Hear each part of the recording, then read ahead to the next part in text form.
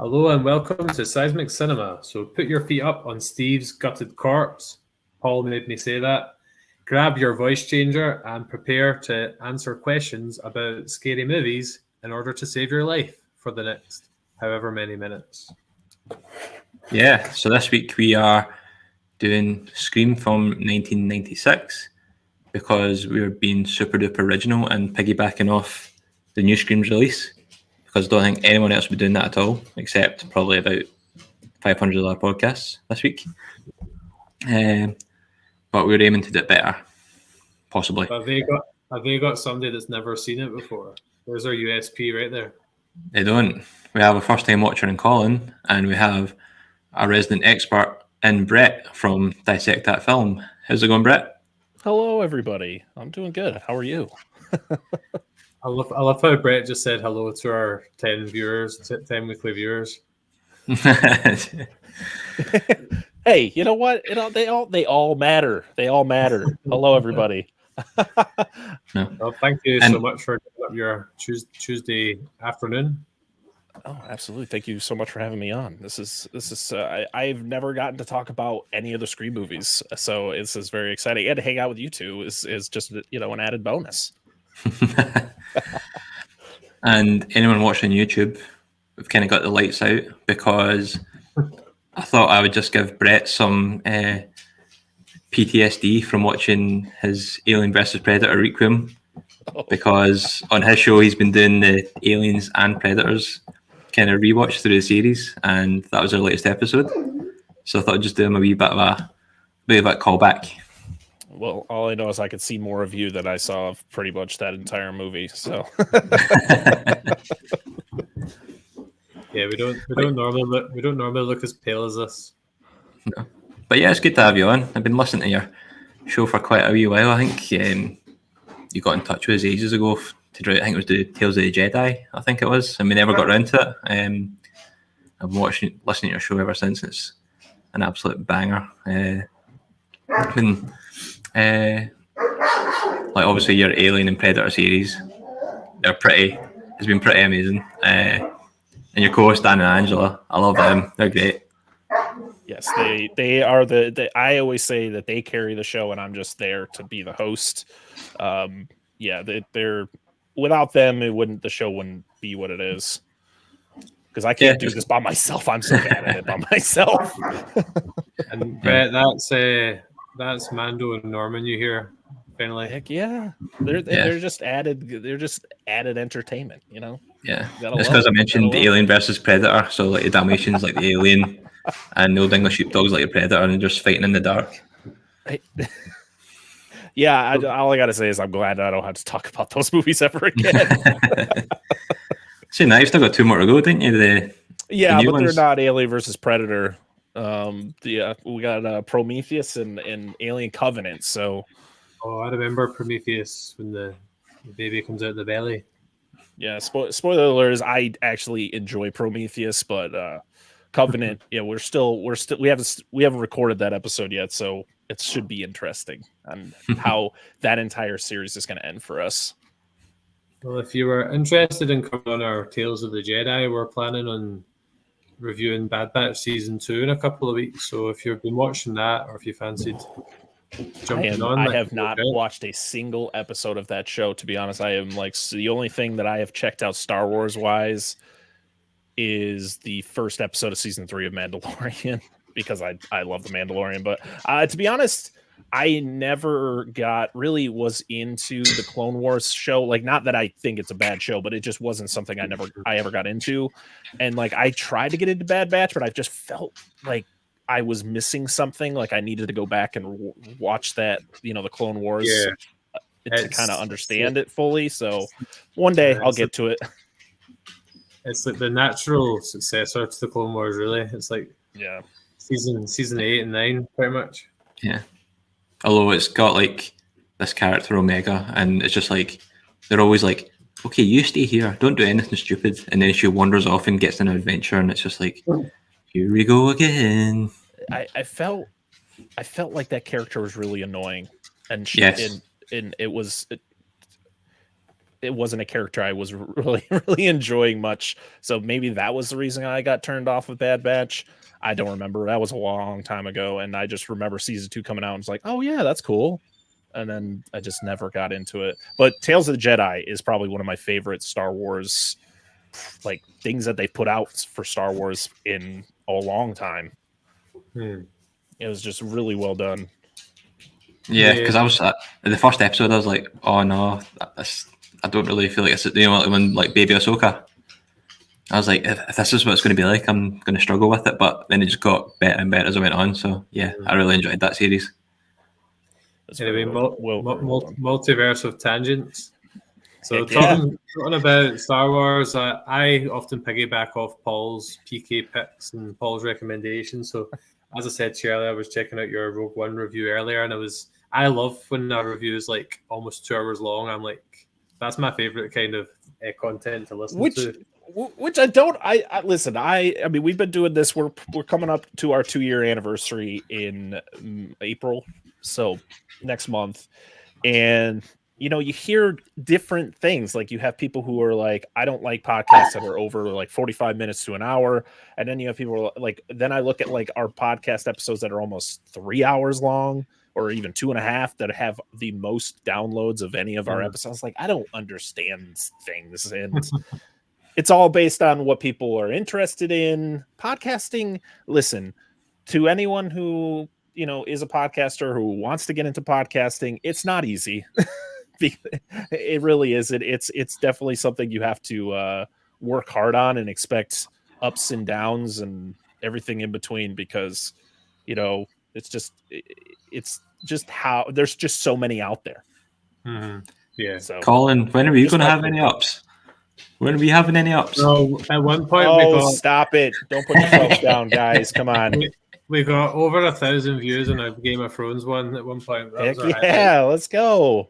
There you go. You always gotta look at the ups. I mean, the downs will suck, but you just kind of got to push through it, and don't let the people out there who say they're professionals, you know, tell you otherwise. Even if they don't get a lot of views, we always enjoy doing it anyway. So that's absolutely. So, Brett, you want to give just a wee overview of your show, just for people listening? Yeah. They can check you out. So, yeah, I'm Brett, and I am the host of Dissect That Film. We're a podcast that pretty much plot breakdowns all, like, pretty much any type of movie. We go through franchises, as currently we are doing the Alien franchise. We kind of give behind the scenes stuff in the beginning, and then we kind of just go through the whole plot, kind of breaking it down as we go. And I got my 2 amazing co-hosts, Dan and Angela, who join me and, you know, bring the comedy and bring more insight. And it's just all around just 3 people sitting down and having a conversation about movies, you know, the good, the bad, and the very, very ugly. Oh, why do we not have a nice succinct summary like that? Because we're just daft and talk about it, and we haven't got any structure or wisdom or naffle. We do have a structure. Oh, sorry, yeah, I do. Structure, we've got structure, that's about it. Anyone listening or watching, we're Seismic Cinema. We're me and Paul like talking about movies and TV shows, and if you're enjoying our content, make sure you subscribe, like, and help us get to 100 subscribers. Yes, do that. Right, so we're on to a segment I really enjoy, because it's always a chance to share what you've been watching or hear what other people are. So it's what we watching. So Brett, the guest, always goes first. In the last couple of days or week, what have you been checking out? Okay, well, I have watched quite a bit this year, but this week I have currently been going through all of the Puppet Master movies over the last couple weeks, and I watched a couple real stinkers this week, which was Puppet Master, The Legacy, and Curse of the Puppet Master, 2 just awful movies. Checked out Cocaine Bear, which is one of the newer ones in the theaters right now, which was an absolute blast, and we're actually going to be doing an episode on that. I don't know when you guys are putting this episode out, but it'll be out probably around the same time. And And then, of course, any of the movies that we're covering on the show, like our St. Patrick's Day episode, will be out on St. Patrick's Day. So we are covering Leprechaun. So I will rewatch that after not having seen it since I was a kid. So nice. That's There's what going to be plenty of Irish accents in there. No, I didn't even want to try. Okay, to be honest, I could probably do a better Scottish accent than an Irish accent. So yeah, I'm not even going to try, or I didn't even try because we did record that episode already. Let's hear your Scottish accent then. Nope, I don't want to. Not in front of you guys. I don't want to. No, I can't do it. I can't. Oh well. I don't want to embarrass myself that much. All right, I do that on my own, enough on my own show.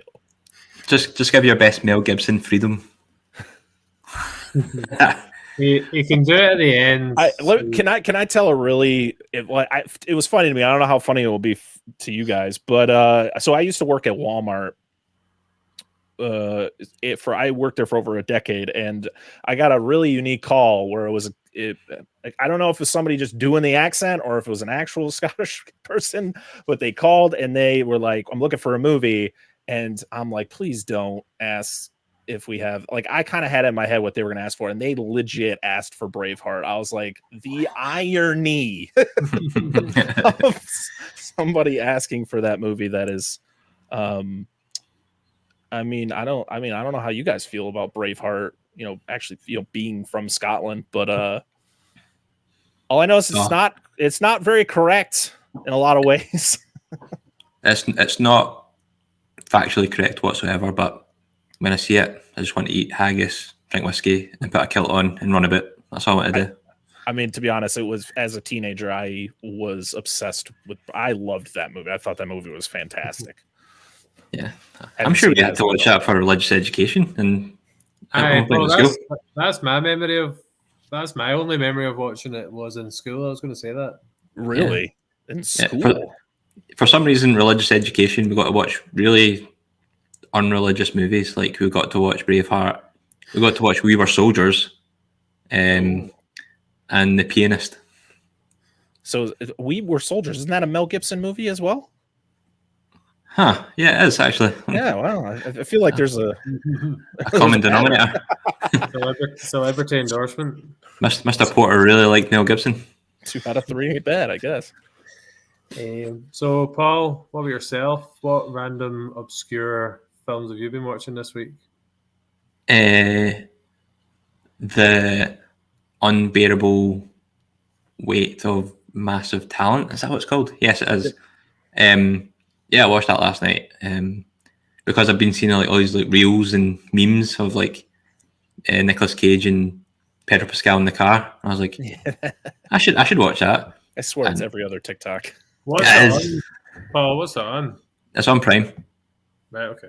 Is it free on Prime? It's free on Prime, yeah. Oh, well, you guys have different Prime than we do over here. It's free for me because Paul pays for Prime. I pay for Disney Plus. You guys got a system. I love it. That's no. But who pays for Netflix? My dad. Are you guys sharing your password? Not anymore. Oh, I've got my own one. I can't even remember the password to share it. So is that? So I was watching that last night, and I was watching it with Scarlett, and she was absolutely gutting herself. She loves Pedro Pascal. Like watching like The Last of Us. Who doesn't? And he's just so funny in it. Nicolas Cage is so funny in it. I thought like this. I'm not going to spoil it for you, Colin, but it was like a kind of subplot like to do with spying, and I didn't really like it at all, that bit. Yeah, I saw you mention that on Twitter. Yeah, it's just really stupid. It's like the spies are like relying on Nicolas Cage to do all these things, and they're not very good at it. Anyway, I digress. And then I was watching, like I was saying, The Last of Us. And I think, Brett, you've been doing a wee kind of mini-series on that as well on your show, haven't you? I've been trying to cover every episode. This week's going to be a little difficult, but yeah, I've been doing every episode of The Last of Us because The Last of Us is one of my all-time favorite games, and the show is just blowing my mind. Like, I'm enjoying it so much. Yeah, did you watch the latest episode? Yeah, I watched it last night. Yeah, I watched it last night too. Good Good acting. So good. I watched the first episode and then was planning to watch it week by week, but life kind of got in the way. So I'm gonna. Is it when will it be done? How many episodes? Are Next week's the season finale. Yeah, Right, so Sunday night. After next week, I could binge it. There you go. Yeah, it's definitely worth it. Yeah, I'll definitely be going through the whole season once it's over to like rewatch it, and it's just such a good show. Yeah, so I wasn't sure Bella Ramsey was going to be with doing Ellie, but I really like her. I really like both of them. It makes such a good. Yeah, as soon as she got on screen in the first episode, I was just like, "Yep, I'm in. Let's go. Let's do this." Like everything just felt right. Yeah, good old Lyanna Mormont. No, not Lyanna. Is it Lyanna Mormont? Yeah, in Game of Thrones. Yeah. Anyway, so yeah, watched Last of Us. Watched Scream for this. It's taken me like 4 days, and I've still not watched Creed 2. I've been trying to watch Creed 2 for like 4 days, and it's just not happening. It's so good as well. It's so good. I really want to know who wins. I can't get into. I've never been a big fan of like the Rocky series because I played sports all through school. I'm very athletic. Well, not anymore. I'm a fat slob. But I used to be athletic. I used to coach sports, and I can't. There's only a select few sports movies that I'm like I really enjoy, and others are just like it's all the same. It's just all the same. Especially Rocky movies, because it's literally like, listen, here's the plot. Main character fights someone, loses or draws, and then has to fight him again at the end of the movie for the fight. It's literally everyone. To be fair, that's how Creed 2's going, because he just got his butt kicked. So you're right, but I've only seen I'm weird. I've only seen Rocky 1 and I've seen Creed 1 and 2, but I did really enjoy them. But even though I'm not a fan of boxing morally, as you'll find out in the Creed podcast. Was that a wee cheeky plug, was it? Yeah, that was a whole segment. So yeah, is that your lot for the week, Paul? I think so, yeah. But a bit pretty long. There's normally a week between our podcasts, but we did the Creed one on Saturday night, didn't we? And this is Tuesday, so there's not been a big. So what have I done? I've now finished my Book of Boba Fett rewatch. I hoped to do it before Mando, but I finished it just afterwards. But the finale is not actually as good as I remember it being. Like, it was good in the context of the show, but I don't know, it wasn't as good in a rewatch. But the Rancor scenes were still cool. Does a spin catch you? Yeah. Oh, jeez. The mods are so out of place. I watched Scream, and have I watched anything else? Ant-Man. Oh yes, thank you. I went to the cinema to see Ant-Man last night, and I thought it was goddamn. That's how good your memory is. Yep. I thought it was. Sadly, I thought it was awful because I really, as you would hear from our Ant-Man podcast, I really enjoyed the first two. Yeah. Have you seen Ant-Man, Brett? I did. I went to go see it a couple of weeks ago or last week. I don't remember. I've seen so many movies in the last couple of months in theaters. It was fine. To be honest, Marvel's just not getting me excited as it used to. Like I remember seeing the trailer though for it, and they were playing like a remix version of Yellow Brick Road from Elton John, which is one of my favorite Elton John songs. And I was like, it's crazy. Like a song gets me into it. And like the trailer looked really good. And I love Michelle Pfeiffer and Michael. Like it just looked like a good time. And then I watched and I was like, I left going, all right. I mean, I guess I felt better coming out of it than I did with Thor: Love and Thunder, because that movie just was not good. Like I did not like. I watched the first 10 minutes of it, and I was like, I don't get this at all. I don't like it, and turned it off. Yeah, I tried to rewatch it on Disney Plus when it came out, and I just was like, what in the hell is happening in this movie? It's so stupid. Seeing Ant-Man, sorry, and then you go. No, I was gonna say the only memorable bit is Darren. Oh, MODOK. Yeah, I physically laughed out. I have not I laugh at a movie if it's funny, but like I try to like not be obnoxiously loud in a theater. But like that when he gets revealed, I audibly just was like, laughed so loud. I was like looking around, like people are looking at me, right? Because that was the dumbest thing I've ever seen in a movie. And the fact of who it is, I was like, His little legs. okay, His little butt. This is what we're doing. Okay, cool. I've got holes. That's a Yeah, different character, just I know, but still. forced humor. That's the problem with Marvel is they have to like force too much humor into their stuff now, where it's like I feel like humor in like phase 1 to even up like throughout the entire Infinity Saga, the humor was kind of mixed well. There were certain movies that weren't good, like Thor: The Dark World was not good, and there was maybe a couple others that were kind of like mid-tier. Yeah. But like the humor wasn't forced. Like there's just so many jokes. Like there's literally a fight scene where can we talk about some of the things from Ant-Man like real quick? Yeah. Sorry, we're going on another side tangent here. But the scene where Scott and his daughter like hug when they're giants, and I'm like, there's a battle behind you. What are we doing? They're just like having a casual conversation with each other. There's a massive battle going on behind them, and I'm just like, this is dumb. That's where I had to say it was Cassie was awful. Yeah, I like that actress a lot. I think she's actually very good.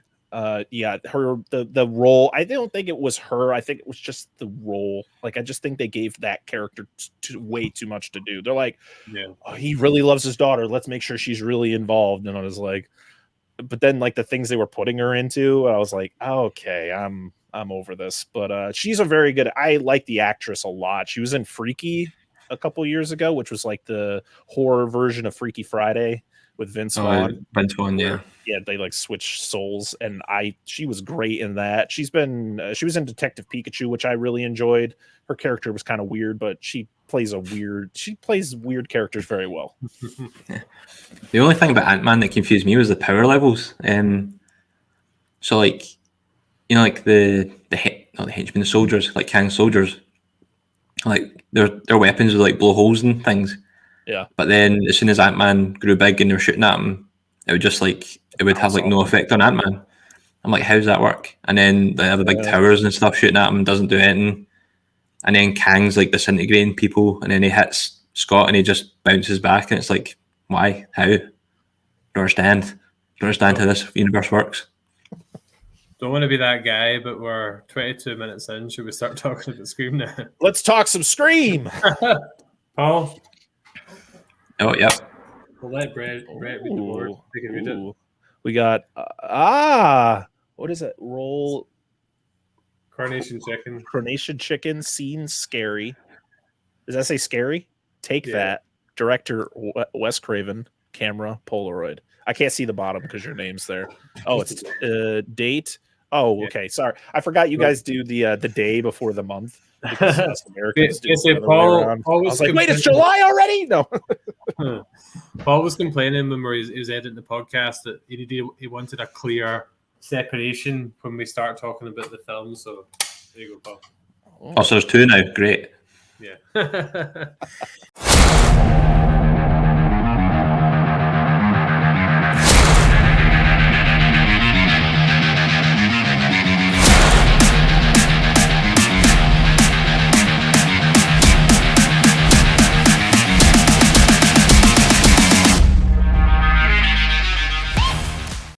I've totally forgot what I was going to say. Yeah, I think we should definitely, not just because of this one, we should start putting a timestamp on our podcast when we actually start talking about the purpose of the show. I think we could start doing that. There you go. You can look through it all and do that if you want now. I'll just identify when we actually start talking about the film, and I'll put it in the Twitter post. Ant-Man discussion and then Scream discussion. Right. What I thought would be good is if we could just talk a wee bit about our history with the franchise, just so there's a bit of context going into the discussion. I'm happy to start because this was my first time seeing it. The only thing I remember Scream from was Scary Movie. And I had a Scream mask when I was a kid, and I can't find it just like Paul can't find his. So that's the sum total of my experience going into watching this a couple of nights ago, which I know is crazy, but it's a bit of a feature. It's pretty much our USP as a podcast that I've not seen a lot of movies. And Paul watches things in weird orders. That's the other one. We do this. We go through the same thing. There's a lot of movies that we decide to cover that Dan and Angela have never seen before. Mostly Angela. A lot of the movies we've covered are like first time watches for her, which is always a good time. I love getting to hear opinions on movies that are seen for the very first time, because I wish I could see this movie for the first time. You can live through me in this podcast then. Live vicariously. Yes. I'm ready. So Brett, we've talked a bit about it off air, but just for the listeners, I'm going to assume you've seen all the films. Yes, I've seen. I remember as a kid, I watched the first three because I was born in the early '90s. So when Scream came out, I was a little too young, at least for my parents to just didn't show me the movie. So I didn't really get into them until I think after Scream 3 came out, which was like 2000. So I remember watching them, but it wasn't a slasher franchise that was like my staples. My staples were the Child's Play films. I was obsessed with Chucky, and I still am. And Nightmare on Elm Street was one of my favorites, which was, of course, done by Wes Craven. And Scream just kind of came and went until I got older, and it was like this huge obsession. And I remember Scream 4 coming out, and I was just like, okay, that's cool. And I remember seeing Scream 4, or probably a little after it came out. And then once Scream 5 was coming out, and I started doing the podcast, and I became friends with a lot of people who were obsessed with this franchise. I was like, well, I got to go through this entire franchise again. So I went through, watched them all. I think I've seen Scream 5 at least 3 or 4 times since it came out, just kind of watching it myself. And I think I watched it with my wife, and then I think I watched it with some other people, or just watched it by myself again. I don't know. But yeah, this franchise is awesome. I love them all. I love that people are just like, I hate Scream 3. It's like, Scream 3 is not great, but it's still, you put it on, you're having a good time, even if it's batshit crazy, which this entire franchise, to be honest, is batshit crazy. But Scream 3 is just like, it's goofy. It really kind of makes no sense to the rest of it, but you're going to have a great time with any one of these movies. Thank you very much. Over yourself, Paul. So it's kind of like the same as you. Same as you, Colin. When I was growing up, I think I was just a bit too young for Scream when it first came out. And I'd see bits and pieces, like my older brother, be watching the Scream movies, and I'd see bits and pieces. But the only actual full one I seen was Scary Movie when it first came out. And then went back and watched the first Scream, seen that, and then I didn't watch the rest of them. And then when Scream 2022 came out, me and my girlfriend decided to binge it all. So we just binged it all the way through, and then went and seen Scream 2022 in the cinema when it came out. So I was quite new to the franchise as well, because I'd seen bits and pieces, some of the ends of films, and then like I was saying, I'd seen Scary Movie first before I'd seen Scream 1. So Scream 1 was really ruined for me by Scary Movie. But it was very well done. But we should do a Scary Movie review too, because I love that film. It's funny because Scary Movie's obviously, would it be classed as a comedy? It's more like, oh, it's definitely a comedy. It's a spoof movie. It's a parody film. Yeah. I came into this not really sure whether Scream was going to be kind of like a parody as well, but it kind of isn't a fully serious movie. Would you agree? Like, yeah, he is, like, Ghostface is pretty goofy in himself, and when he's actually on screen, I find it a bit comical. Yeah, I mean, Ghostface. I mean, the thing is like, Ghostface is just a person. Like, it's just a guy in a costume. Where you look at a lot of these other slasher franchises, like Freddy Krueger being the Dream Demon, he can manipulate things, and Chucky is a killer doll. Jason becomes a zombie and does weird things. Like, this is just a dude in a costume. So, like, I'm sorry, but like, you're running around in that costume, you probably can't see a lot. Like, it's probably very poor visibility. So, like, the fact that you're always seeing Ghostface fall on his face or easily run into things, it makes it more believable. But also, yeah, it is very comical. Like this, where he just gets hit in the face by things. It's just like feet over his head, and it's just like, yeah, it's comical, but like, it's more realistic. Yeah, because I didn't even think about that, to be honest. Because I've actually got written down in my notes, the Tatum fight is hilarious, Yeah. and it's just mainly because like when he goes to grab her and she like ducks down, he does like a forward flip over her, Yeah. and I'm just like, why would you do that? She also hits him in the balls with a beer. And then he just continues. I was like, nah, dude, you're on the ground because we know who you are. So This will be a very well known. But to be fair, they may have thought the killer was a woman at that point. Yeah. Even though, to be honest, did like. No, this is your first time seeing this movie. Like, did you? I mean, you've probably been spoiled. Were you spoiled before seeing the movie, like who the killers were?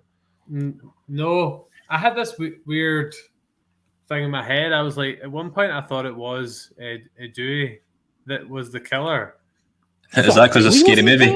What? Yeah, that's probably because of Scary Movie. Yeah. Yeah, because Scary Movie is Officer Doofy. He's the killer. That's probably where I got that from. So no, I didn't have a clue. I was actually quite surprised. Oh, okay. Well, yeah, kind of surprised. I was surprised that it was multiple people, which I thought was quite clever. Yeah, for me, I mean, I've seen this movie so many times, but I like my recent watch right before we started doing this. I'm watching it going, man, I feel like if I watched this for the very first time, it would be easy to figure out who the killer was just because of it. Like, I feel like they kind of just like, they're like, it is him. It is him. Yeah. Like there's no doubt about it that it's him, but it's like, but there's gotta be some sort of twist. And then there's really not a twist. It's literally the two people. Well, one of the two people that you would expect because how would you have known that it was two? And then one of the killers, you don't really have any idea. Like Billy is the only one that you kind of are like, I feel he's the killer, like almost from the get go. I didn't think that when I was watching it, That's because good. as you said, because as you said, it was the obvious one because he was always there. And I had a weird thing with that because as soon as I saw Billy, I was like, I know him, and then I noticed it very quickly, unashamedly. It got weird towards the end, but I really enjoyed season 1 of Riverdale, and he's one of the parents in Riverdale. Skeet Ulrich. Skeet Ulrich. Yeah, it's really strange watching a film from 1996, seeing somebody who's in their like late 40s when they're that age. It was really kind of bizarre for me. And there's a Shaggy from Scooby Doo as well. And that was always a weird one because I think I saw Scooby-Doo before seeing Scream when I was a kid and just going, oh my God, this is the same guy. And Monica Geller as well. Oh yeah, I'm a huge Friends fan, so I love that. I mean, like I said, we just did our Leprechaun. We just recorded our Leprechaun review, and that was Jennifer Aniston's first movie, and I'm like, I would love seeing like anybody from a show I watched a lot of as a kid, like just showing up in movies. And yeah, Courtney Cox kills it in this franchise. Not just this movie, but she is one of the staples of this entire franchise. I didn't even know she was in it, to be honest. What was I going to say? Yeah. Something about Friends? No, it wasn't something about Friends. Did you know she was married to David Arquette, who plays Dewey? Yeah, because in the credits from Friends, she was Arquette Cox. Yep. At one point in that. So yeah, I did like that there was, because I was reading up a bit, not Wikipedia, nothing too fancy, but how in a lot of horror films the murderer doesn't really have a motive, and that's what makes it more scary. But in this film, they did both. Like, they had the motive that Billy's dad had been sleeping with Sydney's mum, but then Shaggy's just like, I just did it because he told me to. Yep. I love him in this. I love Matthew Lillard in this. He's so good, especially in that last.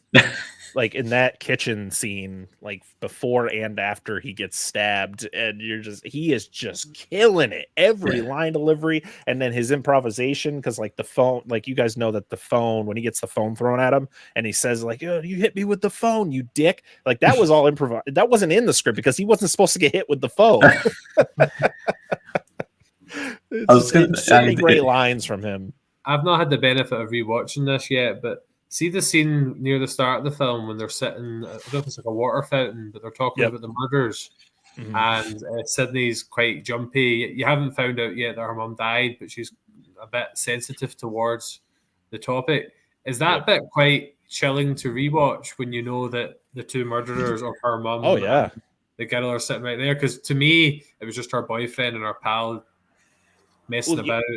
Well, so it's one of those things that every time you're rewatching it, or even on your second rewatch, you're kind of you know who the killers are, of course, but now you're kind of trying to figure out who killed who. So you find out in that scene that Stu dated Casey, so you kind of put two and two together that Stu is the one who is the ghost face who kills her who kills Casey in the beginning. Kind of as like a get, just because it kind of, I feel like every kill is linked in some way to that killer specifically. Yeah, and it's quite good, like because Randy's kind of like baiting him out a wee bit. Oh yeah, and Randy you can just see. Oh, that's what I've got. It just says Randy gets it. Randy gets it. So I like when they're talking at the start, like you can see like Stu like saying like, "Oh yeah, I'd cut them from like here to here," and then Billy's just kind of like, "Shut up, man! Stop talking." He's like looking at him like, "Bro, what are you doing?" It's exactly how they were killed. Yeah. There's not that much gore in this, but the two kind of visual murders with not Sydney, Becky at the start. And Casey and Casey. Steve. Yeah. Sorry. Why Casey? Why did I write Becky and Casey? I don't know. I tried to write down the names so I wouldn't forget them, and then mixed them up. I mean, this is in my opinion, one of the greatest openings to a movie of all time. Not just in the horror genre. I think this is one of the greatest opening scenes in cinematic history. Like, it's just Drew Barrymore. For one, they faked this out with Drew Barrymore because she, to be honest, out of pretty much the entire cast, she was the big ticket name because she had been she was in E.T. almost 15 years before. Like, she had been acting way before. And I mean, she was in like Batman Forever the year before and doing all that stuff. So she was that big ticket name. She was on the cover of the movie and all that. And then to kill her in the first 10 minutes of the movie, you're like, whoa, she's not the main character. What? But she kills it in like her emotions and her going through it all. And her talking to Ghostface on the phone, and Roger T. Jackson, his voice is just so iconic and just creepy. Yeah, and it's such good dialogue too. It's just like such a. So good. It starts off like kind of like a natural interaction, and then it just gets like it's more steadily creepier as it goes along. With my knowledge of horror films, I definitely wouldn't have made it past the first scene. Have you seen Halloween? Well, it's one of those things where like. Is one of those things where, she gets asked the question about who is the killer in Friday the 13th, and I can guarantee more than 75% of people would have answered exactly the way she did, because she was in such a tense moment. That's a trick question. But if you're very knowledgeable in the horror genre, that it was, Mrs. Voorhees, but it's just like that instinct because Jason is literally the killer. Well, except for 5, throughout that entire franchise. So that's a big spoiler within the film for me because I'm getting there with the horror films, but I've not seen Friday the 13th yet. So see if she got that right. Do you think it would just cut to credits and then that'd be the franchise over? Yeah. That was it, guys. It was a short. So do you, because I know Brett was really interested in this at the start, is there anything, and is there any particular things you want to ask me about as a first-time viewer? Like, is there anything that comes to mind that you would have been like, oh, I wonder what people would make of those certain parts? Ooh, that's a tough one. I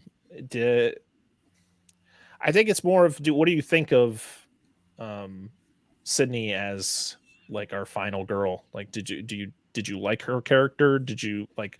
I feel like she's always either people's favorites or it's like middle of the pack.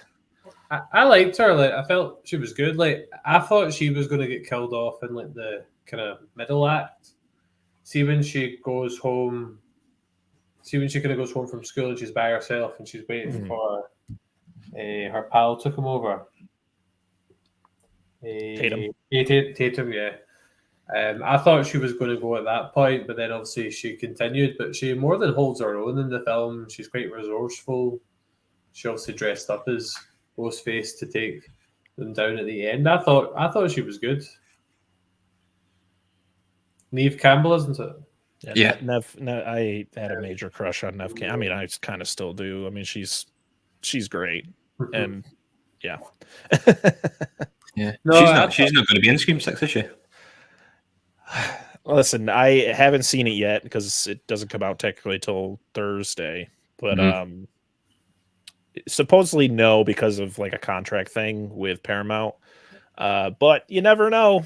You never know. Yeah. It could just all be some stupid ploy to be like get you, But to be honest, I feel I feel Scream 6 is going to be fine if she isn't in it at all. I've heard good things, so yeah. No, I'm looking forward to it. I think I'm going to do a poll and go see Scream 6, and then I can watch the middle ones. There you go. Try and watch Scream 2022 first, I'd say, because there's a lot of new characters. I would say new blood. that, yeah. What's that on? Pass. Yeah, I have no idea. Because I don't know what, like, I know that you guys get things differently than we do. Yeah. So I don't know, because like I know all the Screams are on Paramount Plus right now, at least in the US. I don't know what it is in the UK. Because I can see when you mention things on your podcast, like, oh, I've seen it on like Tubi or something. I'm like, what is Tubi? Oh, you guys don't have Tubi over there? Oh man, you guys are missing out. Tubi is one of the greatest movie apps ever. Like it's great. It's got such like a massive selection of just the schlockiest movies you'll ever watch. But it's always a great time. There's a specific horror movie streaming service that I sometimes see as like a sponsored ad on Facebook. What, Shudder? There's Shudder, which is a good one. Yeah, they do. They have a lot of good stuff. And Screambox is a newer one, but I don't think you guys have it yet because I know I follow I listen to a podcast who has a co-host who is from the UK, and he talks about how he's waiting. So I've got a question for both you guys. Where does Scream rank in amongst your kind of favorite horror films? Is it quite high up? Is it kind of mid-range or? Interesting.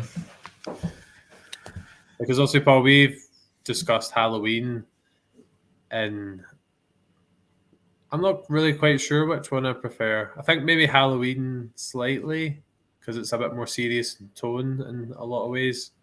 Yeah. But I don't know. Is it one of your all-time favorite horror films, or is it just kind of one you enjoy? Well, for me, just in like kind of general, I'd probably put like say number one is The Thing for me. I've still not seen that.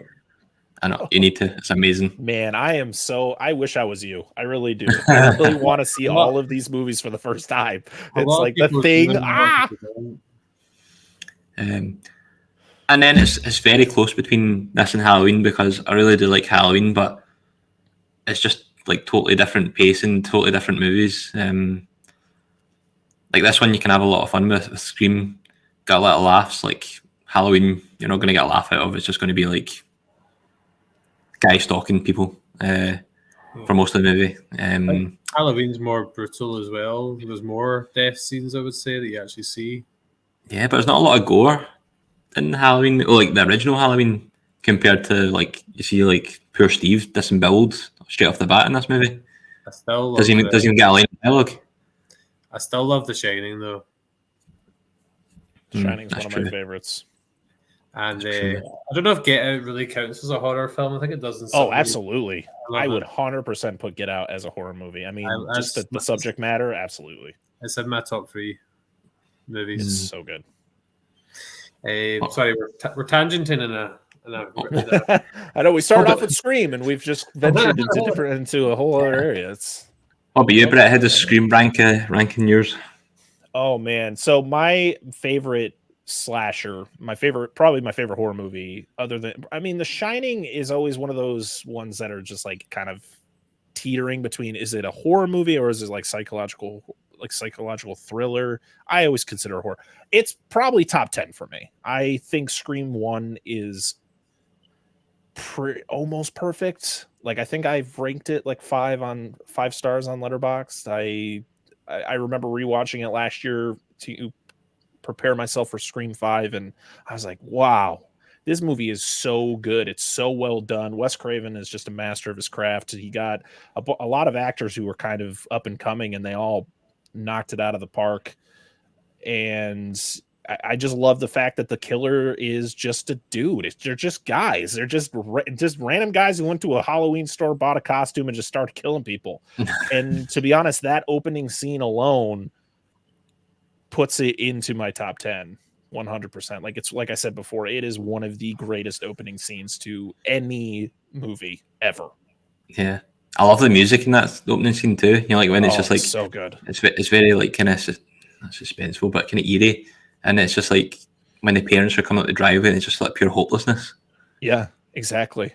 Because I think a lot of people, when they think of Scream, they do kind of think, they don't think of it as a pure horror movie because of the fact that, like what Colin was saying, is it kind of, they're like when you see Ghostface, it kind of has some comedic elements to it. But boy, that opening scene, there is no comedic tone at all. Like that is like the most like downer of an opening, where like you said, she sees her parents driving up the driveway, and you're just like, oh, she's got just run towards them, and she just waits just a little bit too long, and Ghostface ends up catching up to her and gutting her. And the fact that like she walks around that corner and her parents are walking in the house, she's literally like 20 feet from them, but because he stabbed her in the throat, she can't yell out. It's just like, holy shit. Yeah. So yeah, she just like yeah. I felt so sorry for the parents, like discovering her like that. Like that's brutal. Like I was a bit added. It was quite interesting that when they were writing the film, they thought there wasn't like enough murder in it, so they wrote the bit with the principal getting killed in later. The Fonz. Yeah. That is one kill that I am not the biggest fan of, because it kind of makes no sense. It doesn't really make any sense to the motives around our killers.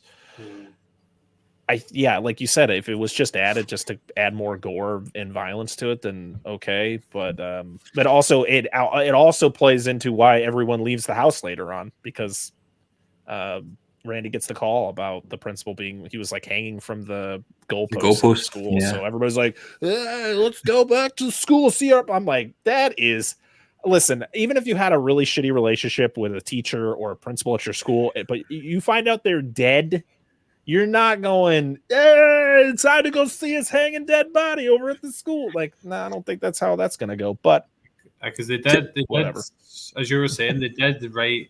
The purpose of that scene was so there was like a reason for the majority of the party to separate. Mm-hmm. And then they knock, was it Gail and Dewey into the woods, and they see the car as well, don't they? Because they're all leaving the party. But, you know, Colin, if it was you hanging up in the goalposts, I'd come see you. Thank you. That's comforting. I've got a question actually about Dewey and Monica, or Gail Weathers. Was she totally playing him just for the story, or was there like a wee element of genuineness, if that's a word, in their relationship? I think it was mostly for her benefit, but I think she was starting to get feelings for him later on. I think later into the movie, like when they do get knocked into the weeds there, and they discover the car. Like, she doesn't seem like, clearly she has feelings for him, because like I feel she would probably try to just like push him off to kind of continue doing what they're doing, but instead like they kiss. Yeah. And it seems like a genuine kiss. It doesn't seem like she's like forcing it. So yeah, I think in the beginning, 100%, like when she talks to her, or she talks to him at the school or wherever he's at, it's all for her benefit, because she's all about herself. Yeah. And at some point they try and like set up Dewey, maybe try to be the killer as well. Because like when they say about the car being in the woods, and he's like, oh, I thought we would just walk. And then the music starts getting like really tense. I'm like, are they trying to set up Dewey to be a killer here? I think Well, it would have turned into a completely different movie. I thought it was because I had that distant memory of the scary movie plot, as we said. Of the Luffy. Oh, Lord. Do we know who... Actually, sorry, that's a different point. I'll come back to that. It was quite an interesting angle how you had the press trying to... Because she reported and like criticised Sydney's mum and said like quite nasty things about her. It was quite interesting having that angle because she had quite an arc. She went from being like a really heartless reporter to actually kind of teaming up to take down the bad guys at the end. So it was good that she had that arc. Yeah. Well, to be fair, when you kill a couple of killers, it sells a lot of books. I was very surprised to see. I didn't know that Courtney Cox was in Scream. I probably should have known that, but when she appeared on screen, I was like, oh, I was proceed to call them by their famous character's name for the rest of the film. Yeah. Wasn't her name though Gail Weathers?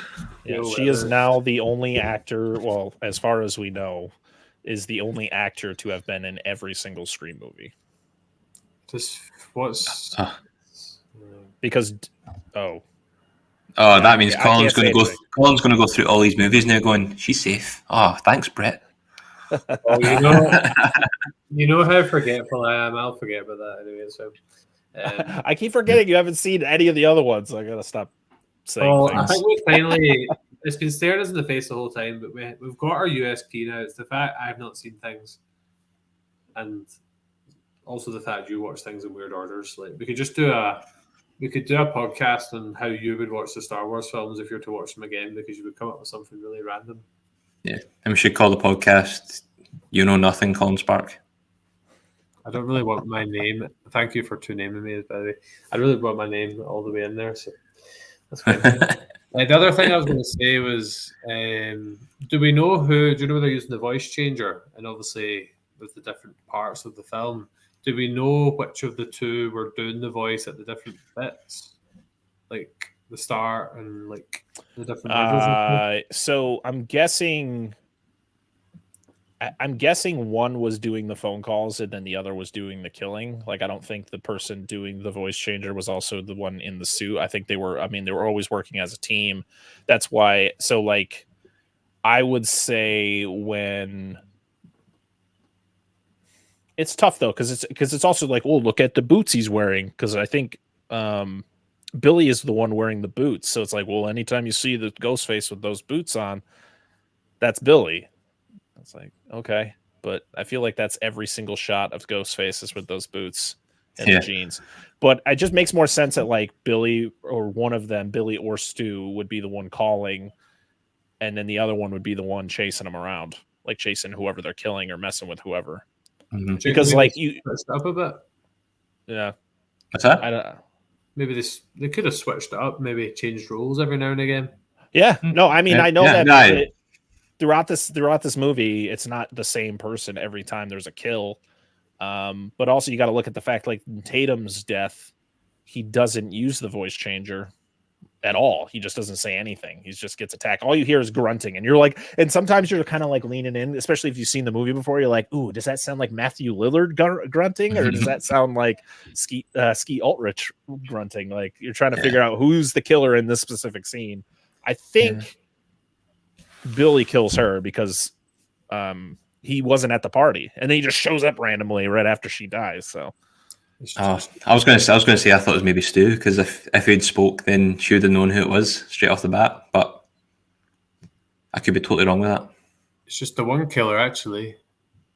But see, when you're talking about having multiple killers, it made me start thinking of Hot Fuzz and the guy running about in the black cape. Good. For the greater good. I think our next, we've talked about this for a while now. We're both, I don't know how much Paul, I think Paul's a big fan. I'd say I'm a huge fan.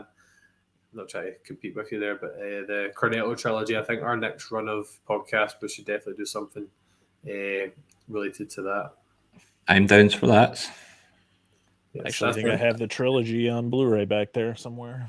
World's End's underrated, at least the first half. Put out there. Shaun of the Dead is probably one of my favorite zombie movies of all time. You got red on you. So good. Right. So, is there anything? I think we've covered in a weird order most of the things. We've dissected the film in a backward sense, Brett. A flesh wound. Is there anything else? Use any? I was going to say, who's your favourite character in the movie?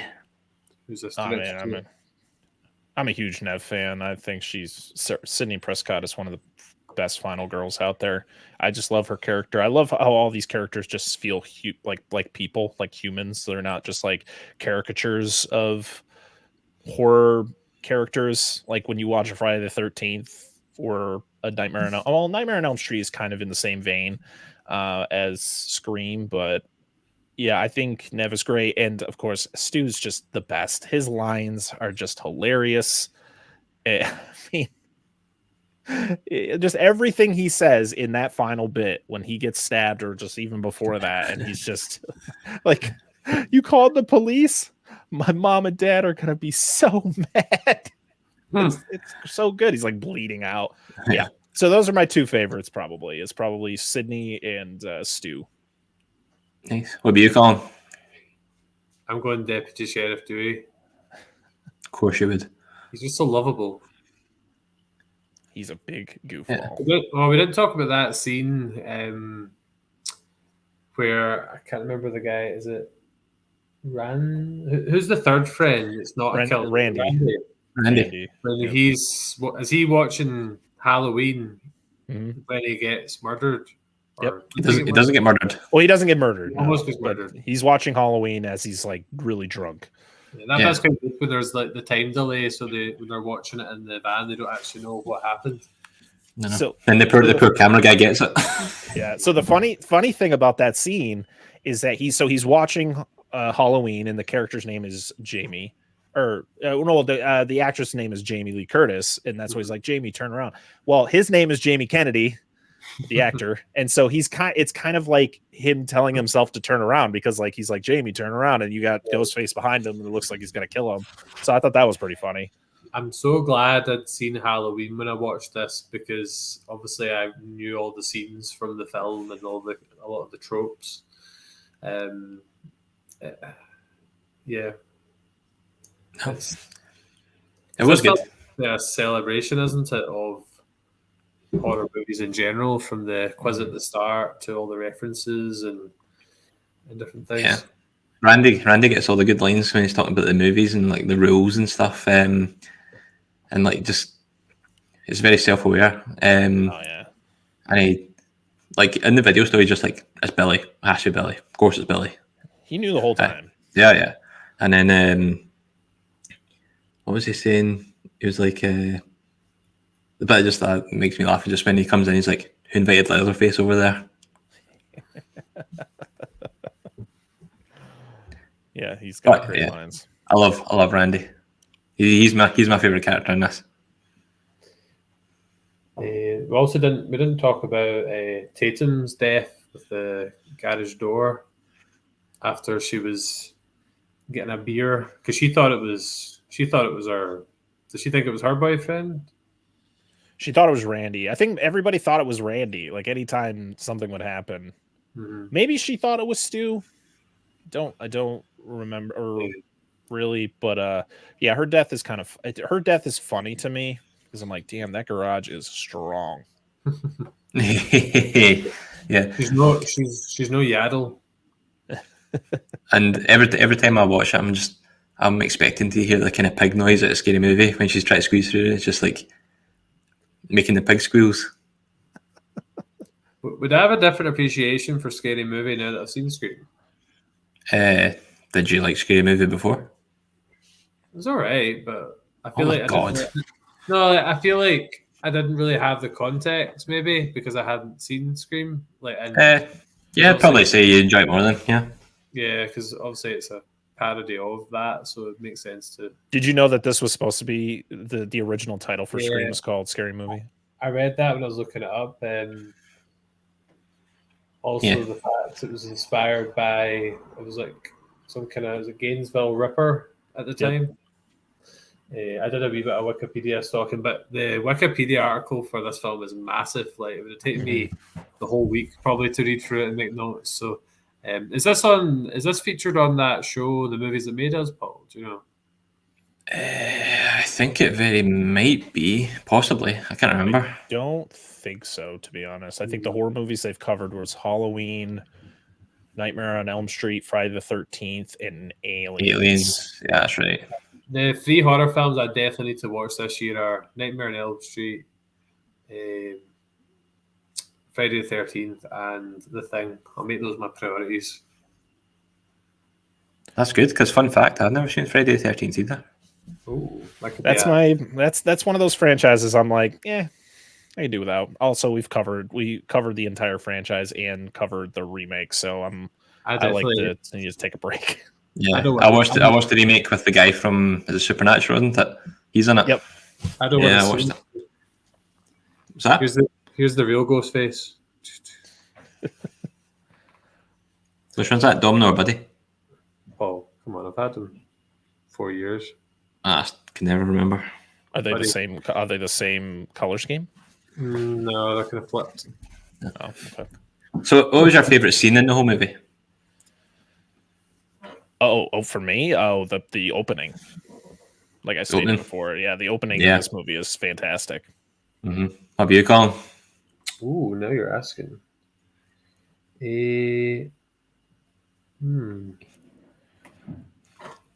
Come back to me. You go first. God's sake. Mine'd be opening as well. It's just so iconic and it just sets up the whole movie. Oh, wait. Mine's the opening too. Oh, right. Okay. I say, I'll go different. I'll go the scene where Randy's trying to encourage himself to escape indirectly with the Halloween flashes. I'll go that one. It's a good one.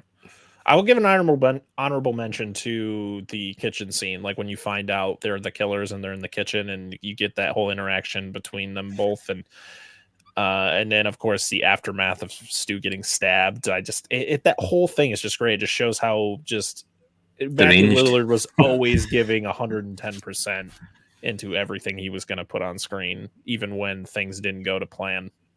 Yeah, I think I read somewhere, but he wasn't even meant to be in the film, was he? He didn't mean to audition. He was at a neighbouring audition with his girlfriend or something, and somebody just came out and asked him if he wanted to try, and he tried it and got the part. So that was quite fortunate. He had a good span of movies in the 90s into the early 2000s. Yeah. Was it 13 Ghosts? That's what I remember him from, 13 Ghosts. Mm-hmm. As a dissector of films, do you feel that we've done a sufficient job this evening dissecting absolutely. Listen, I ain't gonna judge anybody on how they do what they do. I just that's it. Most of the time we don't either. You guys did a great job. Thank you. I mean, I love just being able to talk about movies, period, and to be able to talk about a movie that I've never gotten to talk about. Is always fun, and getting to talk to new people and get to people ask me to come on their shows. It just makes me feel really good inside. We're not quite done yet. We've got our rating, some Twitter shout outs, and then I'm gone, guys. Bye. No, I'm just kidding. Right, so this is the part where I get roasted. So we usually do a rating out of 10 seismic what, Paul? On the seismic scale of 1 to 10. Aye, that was some horrible name we just made up last week, and I'm not sure it'll stick yet. So out of 10, this is difficult. It's hard because every film by nature is so different, and it's hard to rate them all on one scale, but we'll try our best. Brett, I think I know what you're going to say. What would you give it out of 10? Like I stated earlier, this movie is almost perfect, so I'm going to give it a 9.5 out of 10. Okay, beautiful. Paul? Why does it drop the 0.5, Brett?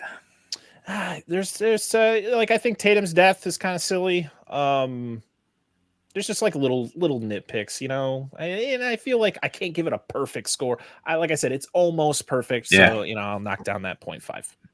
No worries. I would probably give it, I would say, for me, an 8.5. Just mostly because, like you're saying, some of the deaths are a wee bit kind of, not deaths, but some of the bits where Ghostface is kind of kicking about is a wee bit silly. Like, he gets kicked in the face so many times. Like, He gets a refrigerator door to the face. Yeah. But what you're saying does make sense, like, because kind of poor visibility. It's like having Alien versus Predator Requiem, like, in your mask the whole time. Right, but you also got to think, like, when you find out who the killers are, and then you look back at like how they would fall. Like, Stu he looks like a clumsy guy. Yeah. So, like, when you're seeing Ghostface just like flopping all over the place, you're like, I feel like that might be Stu. It does make sense. So yeah, just because of some of the kind of silly acrobatics I thought from Ghostface when he was getting battered about, but they seemed like quite proficient at like killing like most people, and then when it just came to Sydney, it was just like the plot armor was thick. Mm-hmm. Like she was just getting away no matter what. But yeah, 8.5, high score for me because I'm usually quite cynical when it comes to these things. But you liked Ant-Man 3. That's what I don't get. I said it was fun. It was fun. Fine and fun. I don't know what I would give Ant-Man 3 a 9.5. Right. I'm kidding. No. This is my shot. It's definitely an 8 or above. It's just trying to decide when it fits in. My main issue with it isn't an issue with the film. It's an issue with my perception. Because remember I spoke about at the start that I wasn't really sure what the kind of vibe would be like because of Scary Movie being my only indication. So I think I wasn't sure how horror it was going to be because it's not as like scary as Halloween. I didn't feel like on edge scared during it because I found Ghostface quite comical. So I'll probably go an 8.5 too, but for kind of different reasons because I wasn't like scared, but I enjoyed it and I found it funny, but also found some of the deaths quite brutal, particularly the first one. So yeah, I think it was more down to my perception of what it was going to be like, and obviously I'd have a better idea going into the second one. Oh, you're in for a treat. So yeah, it's definitely an 8 or above, but I wasn't quite sure what to expect going in. So nice. So is it now the Twitter shoutouts? Yeah, so I put a post on at the last minute right again. So we've got Doom Generation Podcast said, just tell Brett Skeet dreams from us. He'll know. Oh, I love it. They're wild. I love they too, but they're just. I don't know what that means, but it's probably not. It's probably not good. I'm gonna read. You keep going with your comments. I gotta read. I want to read it for myself to see what. Our good friend and regular okay. collaborator James Patterson said he's seen it on VHS back when he was in S1. That's how old James is, and he thought it was amazing. It's got a good film with a cracking cast, and he says, "I'll be right back." I said, "Should we?" No, I'll skip that bit for now. Do a pod monster? Is that something we follow? I don't know if they might just be people who responded to you or. One of my favorite films of any genre and an absolute masterpiece by Craven. Oddly, I remembered pushing back against it as a kid because it was too popular. Glad I grew out of that mindset. Podcast in the Woods said my grandma took me to the theater to see this, and I promptly fell asleep. Moved a couple of rows away, so it was like I was watching it by myself. Had an absolute blast and had my little mind blown when I was revealed there were two killers. That is very sweet and also interesting. You were taken there when you were very young. There you go. Flicks and Friends podcast said, I can't wait for this one. And my favourite memory is the fact we got Wes Craven and Henry Winkler in the same scene. That cameo was great. This is another one my grandma didn't quite understand what we were getting into when we bought the movie tickets. And our good friend Cody said, loved it when I saw it as a kid. See the amount of people that saw this as a kid. It was scary and funny, and as I've gotten older, it's basically opened up like an onion from all the meta commentary it's laced with. I'm very impressed. We've got 3, 4, 5, 6 different people on ours, and I know you retweeted it as well. Brett, is there any on there you want to share? Oh, let me I open. don't know, are they different ones or Let are me they the same? reopen it. I think it It's just the pops same. up for you too. Yeah, I think it's Probably just the a same. change. So yeah, Yeah, you got them all. it just shows how much people like the Scream movies, though. Like to get that many responses in just a short amount of time, I think it's quite a tribute. And it's showing our increasing social media reach that we're actually getting replies. Never the good old days, Pauls, of 0 replies and 0 likes. I know, it was great. Just shortened the podcast right down. But make Or sure you could get through the entire show, get to the end of the recording, and have comments and forget to read them, and then have to do another recording so you can add it in later. I don't do that at all. That sounds like something we would do. But yeah, thank you for commenting at such short notice. I keep saying I'll do it earlier and I keep forgetting, but please follow and subscribe to all these great podcasts and friends of the channel. Yeah, good bunch. There's a good bunch. And just a wee shout out to, I think, when's this coming out? Is it next week? This will get released. Aim for Monday. Monday. Aim for Monday. Right, okay. Good pals at What's the Script. Craig and Chris there doing a Scream review as well. And it's coming out on Friday, I think. So just watch out for that. It's probably a ton better than us. So, just watch out for it. We're very self-deprecating here at Seismic Cinema. Obviously here, like it's like we've got like a physical location when we're both just sitting in our houses. Yes, my half-finished house. Is there any other fellow podcasters we want to give shout-outs to this week? Your EK picks. I was listening to the Moisture Farm Report today.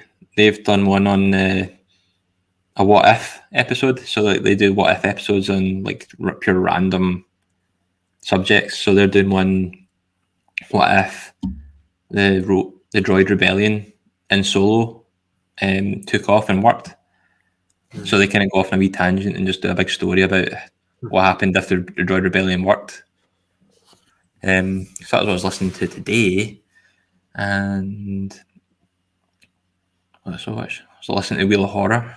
They were doing an episode on the Black Phone. Have you seen the Black Phone yet, Colin? No, I did want to go. A story of my life. I was going to go see it at the cinema and just didn't make it. Well, they did that. It's been that quite a lot in the last 2 years. Yeah, they did that, and it was pretty good. And yeah, I can't really remember what I've watched the last couple of days, but I'll get back to it. I also watched I don't know, some wee podcast they were doing Alien versus Predator Requiem. I don't know if I mentioned that already. Who would ever want to talk about that? Yeah, by the way, I think Dan loves it. He said he saw, him and Angela said they saw the movie. I didn't see much, but hey, we got a review out of it, so yeah. Must have been a rough couple of weeks with that and Alien versus Predator the week before.